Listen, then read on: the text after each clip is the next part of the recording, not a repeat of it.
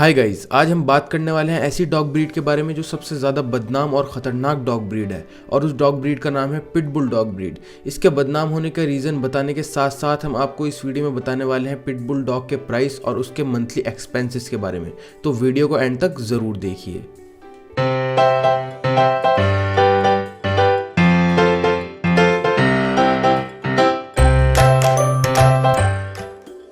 तो बात करते हैं कि पिटबुल डॉग ब्रीड सिर्फ खतरनाक ही है या फिर खतरनाक होने के साथ साथ फ्रेंडली डॉग ब्रीड भी है। पिटबुल की एवरेज हाइट 43 से 53 सेंटीमीटर के बीच होती है और इसका वेट 13 टू 27 केजी तक होता है, जो एक मीडियम साइज की कैटेगरी में आता है। इस डॉग ब्रीड से लोग सबसे ज़्यादा डरते हैं और डरने का एक प्रॉपर रीज़न भी है कि डॉग अटैक से जितने भी लोग की डेथ होती है या फिर जितने लोग घायल होते हैं उसमें से 65% अटैक एक पिटबुल ने करे होते हैं। पर ऐसा होता क्यों है? आधे से ज़्यादा अटैक पिटबुल ही क्यों करता है? तो इसका रीज़न है पिटबुल का डिटर्मिनेशन पावर। इसी डिटर्मिनेशन लेवल की वजह से पिटबुल में काम करने की लगन और तीव्रता सबसे ज़्यादा होती है। अगर आप इसे कोई काम करने को देते हो तो ये वो काम पूरी जी जान लगाकर करते हैं और तभी रुकते हैं जब वो काम ख़त्म कर देते हैं, और अगर ये वो काम ख़त्म नहीं कर पाते हैं तो खुद ही ख़त्म हो जाते हैं। आप इसे जिस तरह का काम देंगे उसी काम के अकॉर्डिंग आपका पिटबुल बनेगा, यानी आपका दिया गया काम डिसाइड करेगा कि आगे चलकर आपका पिटबुल कैसा बनेगा। अगर आप चाहते हो कि ये एक अच्छा फैमिली डॉग बने तो ट्रस्ट में आपको इससे अच्छा फैमिली डॉग कहीं नहीं मिलेगा। अब आप कहोगे कि एक अच्छा फैमिली डॉग तो लैब्राडोर डॉग ब्रीड है, तो हाँ बिल्कुल, लैब्राडोर एक बेस्ट फैमिली डॉग है। ये काफ़ी जेंटल नेचर का होता है, इसलिए अगर कभी आपकी फैमिली में कोई मेंबर नर्वस होता है या फिर किसी खतरे में फंसता है तो इसकी जेंटलनेस किसी काम नहीं आती और ये कुछ नहीं कर पाता। तब यहाँ काम आते हैं पिटबुल। पिटबुल के पास डिटर्मिनेशन पावर तो होती ही है जो मैंने पहले ही बताया, साथ ही साथ इसकी मस्कुलर स्ट्रेंथ भी कमाल की होती है और ये तुरंत आपको बचाने के लिए मरने मारने को तैयार हो जाता है। लेकिन यहाँ पर ध्यान में रखने वाली बात यह है कि अगर आप इसकी पावर, इसकी स्ट्रेंथ और इसकी प्रोटेक्शन स्किल्स का शो ऑफ करना चाहते हैं तो ये आपकी सबसे बड़ी गलती होगी और आपको इससे ज़्यादा खतरनाक डॉग ब्रीड और कहीं नहीं मिलेगी। अब मैं आपको बताना चाहता हूँ कि ये डॉग ब्रीड बनी क्यों थी। दरअसल ये डॉग ब्रीड सांड से लड़ने के लिए बनी थी। ये बड़े से बड़े सांड को नाक से पकड़कर मार डालते थे, तो सोचिए कि आपको मारना इनके लिए कौन सी बड़ी बात होगी। जब ये सांड तक को मार सकते हैं तो आपको मारना तो इनके लिए बच्चों का खेल है। पर इसकी सबसे बड़ी स्पेशलिटी है कि आप इसे जिस तरह ट्रीट करोगे ये भी आपको ठीक वैसे ही ट्रीट करेगा। अगर आप इसे प्यार दोगे तो ये भी आपको प्यार देगा। अगर आप इससे इज्जत चाहते हो तो पहले आपको इसकी इज्जत करनी पड़ेगी उस चीज़ के लिए जो ये रियल में है। ये आपका बेबी नहीं है। सबसे पहले तो ये एक एनिमल है और उसके बाद ये एक डॉग है। एनिमल के तौर पर ये एक शांत ओनर को पसंद करते हैं, किसी चिड़चिड़े डॉग लवर को ये बिल्कुल पसंद नहीं करते। तो अगर आप में चिड़चिड़ापन है, आप शांत मिजाज के नहीं हैं, तो मेरी एडवाइस है कि आप इस डॉग ब्रीड से दूर ही रहिए। अब बात करते हैं कि एक डॉग के तौर पर इसे क्या पसंद है। तो एक डॉग के तौर पर इसे फिजिकल एक्सरसाइज के साथ साथ मेंटल एक्सरसाइज की भी ज़रूरत होती है। आप इसकी ज़रूरतों को पूरी करिए, फिर ये आपकी हर छोटी बड़ी ज़रूरत को पूरी करेगा।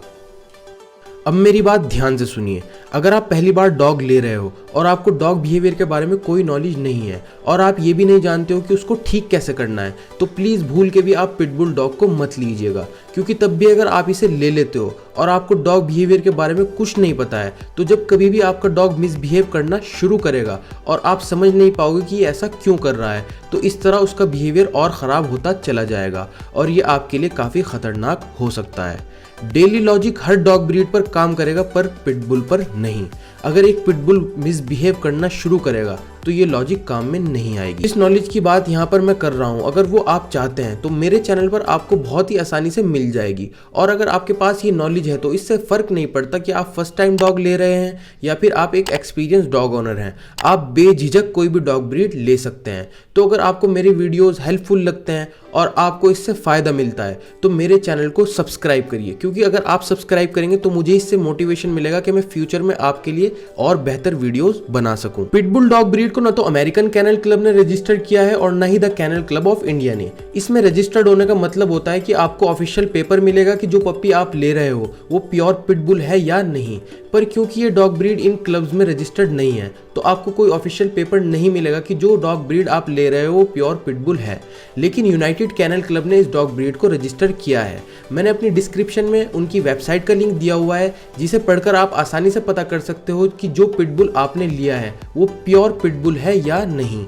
अब हम आते हैं मंथली एक्सपेंसेस पर। तो मंथली एक्सपेंसेस में मेन खर्चा होता है इसके खाने पर। अगर आप अपने पिटबुल को स्टैंडर्ड क्वालिटी का डॉग फूड प्रोवाइड कराते हैं तो हर मंथ 3000 रुपीज़ से 4000 रुपीज़ तक का खर्चा आएगा, और अगर आप इसे प्रीमियम क्वालिटी का डॉग फूड देते हैं तो आपका मंथली खर्चा आएगा 5000 रुपीज़ से लेकर 6000 रुपीज़ तक।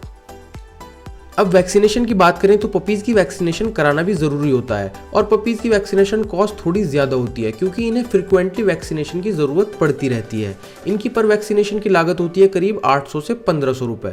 अपने पिटबुल को अगर आप हट्टा कट्टा बनाना चाहते हो तो ये ध्यान देना ज़रूरी है कि जो वो खा रहा है उसे अच्छी तरह डाइजेस्ट कर पा रहा है कि नहीं, इसलिए इसकी अच्छी डाइजेशन के लिए डिवॉर्मिंग ज़रूरी होती है।